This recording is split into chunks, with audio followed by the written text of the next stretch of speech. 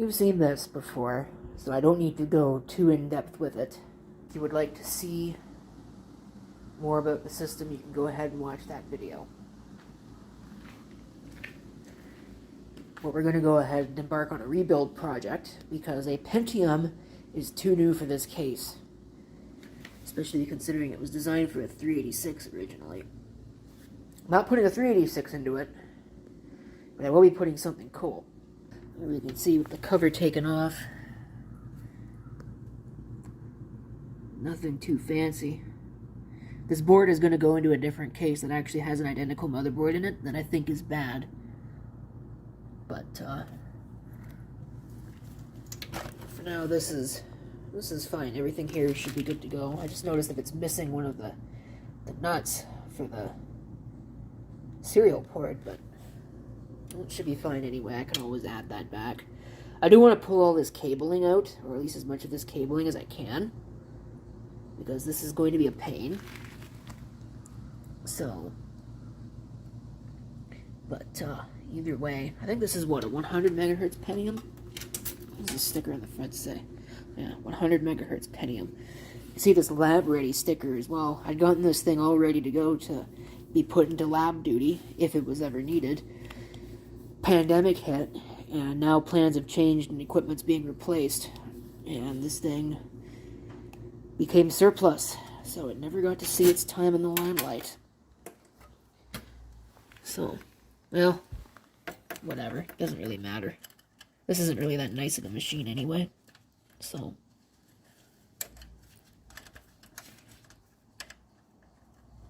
But, yeah. So I'm gonna try and get this cabling unplugged, and then we'll see if we can pull the motherboard. I may have to pull this hard drive out, because I think it might be a little bit in the way. Alright, back to this thing. Yes, I've skipped pretty much all of the assembly steps. Somebody's going to complain about it. But if I didn't skip them all, somebody would complain about it as well. So I'm going to choose that which makes the video shorter. I'm going to just get complaints either way. So I've got a hard drive. This is a 540 megabyte Connor Cabo drive. It's basically a Seagate drive, but, you know, not much of a difference. 6 of one, half a dozen of the other.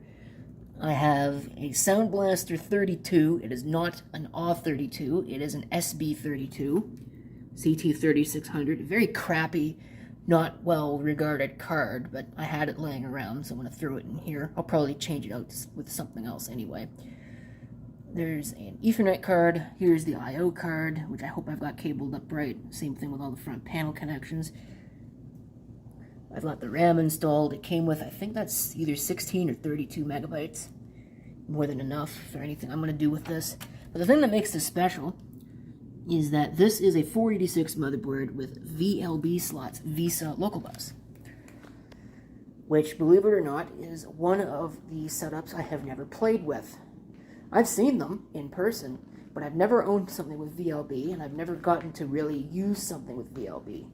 Which brings me to the problem that I'm facing now, which is going to prevent me from really doing much with this for the time being. I don't have a VLB card on hand. In fact, I don't even have an ISA video card on hand. So I have no video card installed, which means we can't really do a whole lot with this machine. I can power it up and make sure that everything is hooked up properly. You know, before somebody asks, you know, the power supply is definitely hooked up properly. There's only one way to do that. It's black to black. So, there is that. I've got the CD-ROM hooked up to the Sound Blaster. I'm hoping that's going to actually function, and that having two IDE controllers is not going to conflict. If not, then I don't really need this CD-ROM drive anyway. I can just leave it in there as show, but I would kind of like to get it working because it's there. You might as well use it. So I'm going to power it up, and we'll see what it actually happens to do. Okay, first power up. Let's see if we get smoke. It'll probably complain that there's no video card, which is fine. And I don't think it'll do much else. Okay, there's a video card complaint. The hard drive. Reset works. Turbo switch works. Sort of. It's dirty, but it works. I don't know about the floppy drive.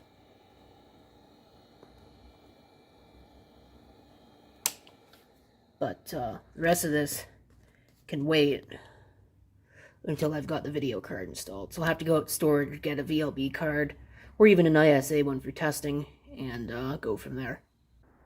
Okay, so it's been a while since we had a look at this PC, and where we left off, we just needed to add a video card to it. So that's what we're going to do, but I think first what we're going to do is we're going to clean up this work area, because, yeah, this has kind of gone a little ridiculous at this point. So, gotta move all this stuff out of the way. And yes, I know, somebody's going to probably make a comment about that and this. They're coming. Don't worry. I still have to get the keyboard for that one, though. Okay, here it is now with the cover taken off. We're going to go ahead and install a video card. Like I said, I was going to use an ISA one temporarily for a bit. But given that it's been so long, I actually went ahead and picked out a VLB card. It's the Mach 64. I don't even know if it works. I guess we're going to find out on that one. There's a little bit of corrosion on some of these contacts, which I'll have to clean up. But I've never tested this card, so let's just install it and see what happens. Okay, that was easy. I'll just make sure that it's in the contacts here, which it looks like it is. So we should now be ready to go with video. Well, almost. I forgot one key problem. I need to get an AT-Bus keyboard, because I don't have that sitting out here anymore. Because that was a nice Model M. I'll probably get the other one. I might just leave it out here, because I've got another bunch of AT-Bus systems I need to work on. Anyway, we can at least try the video, see if that works. Although, it won't work with this monitor in the... Was that the power? That was the power. Oops. Not that it matters. Let's just power it up and see what happens. Power's on or blows up in my face. Where's the switch?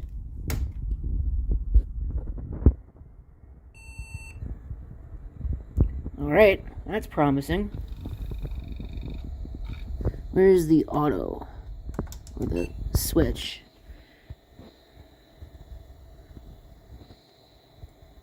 No, that's not so promising. Well, that stinks. I had to pull the VLB card out because it wasn't working at all. So now I just got a random Western Digital card in there. It seems to be okay. Tried it in all 3 slots, didn't make a difference. So, I guess there must just be something wrong with that VLB card. I'll have to find another one. Because that was kind of my whole reason to do this in the first place, was to use VLB. And so much for that, I guess. So I gotta put the sound card back and button this back up, and then we can get to straightening out the software side of things. Okay, so we'll have to set this to our liking. First thing I think I'm going to do is I'm going to try this. Let's see, 515. Is that what it's supposed to be? I thought it was bigger than that. I thought it was supposed to be like a 540. But, do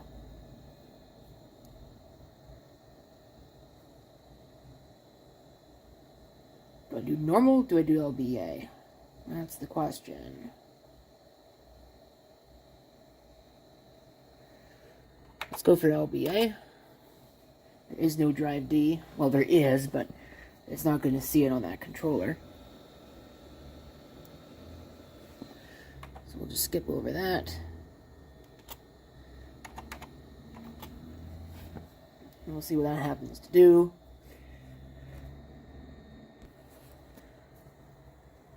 Looks like for the most part this defaults to good options. None of that I think I'm going to play around with. Power management. Green function enable. I'm turning that off. It's a non-green video adapter. Not a whole lot of options in this BIOS. We'll see if it saves settings across a warm reboot. Some of them don't.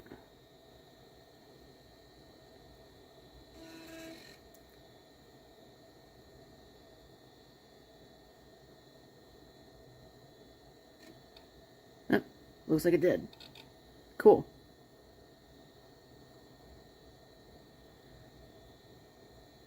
So this, I think, used to be in the NEC Ready machine. I don't think it's going to find that. Yeah, no valid CD-ROM device drivers selected.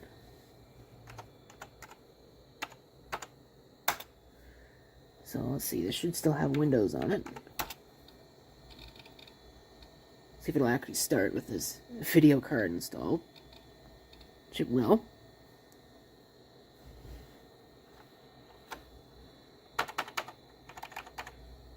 Is this 3.1? No, this is 3.11.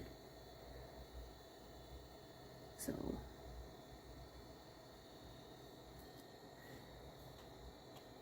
don't think we've got anything particularly special going on. Bubble jet printer. PA, I have no idea what that is. Grid perfect.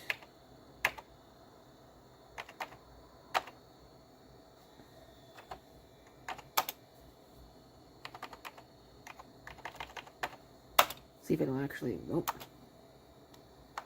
What? Alright, so obviously this disk needs to be erased at some point, so it'll probably get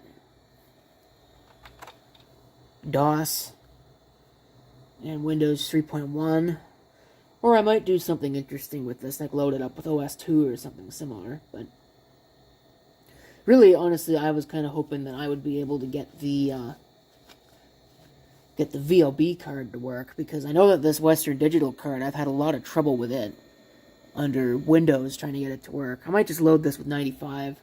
Maybe even a Windows 95 beta, just for something different. One of the Windows Chicago builds.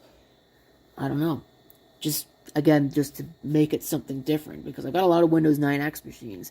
Got a lot of Windows 3.1 machines, too, but I wanted to build something neat, and the system itself actually functions, so I guess it's got that going for it.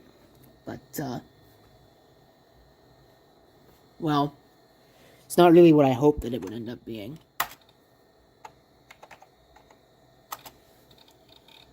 Ooh. Huh. Let's try running. ScanDisk never does anything, but you'll find a few thousand videos on YouTube talking about the turbo button and the turbo feature of a PC, so I'm not going to go too much into it here.